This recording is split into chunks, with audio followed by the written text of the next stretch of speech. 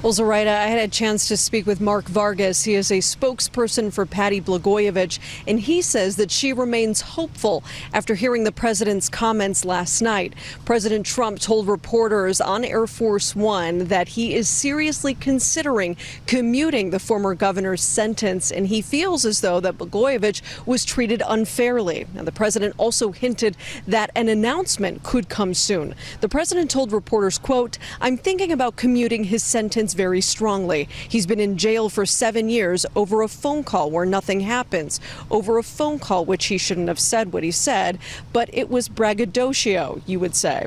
Now, Blagojevich was removed from office in 2009 after he was indicted on charges that he tried to solicit contributions and other favors in exchange for then-President-elect Barack Obama's Senate seat. He was convicted of making false statements and in a retrial was found guilty on 17 counts, including wire fraud and attempted extortion.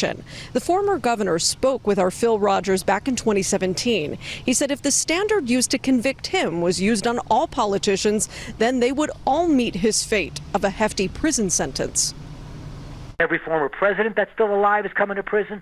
Every governor that asks for campaign contributions, every mayor, every congressman, every senator, because every single day they raise campaign contributions from people in and around the halls of government who do things.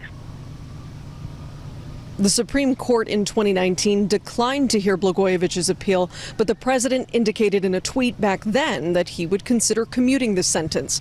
And again, he reiterated that point to reporters last night on Air Force One, saying that he is seriously considering it. And at this point, he's hinting that an announcement could come soon.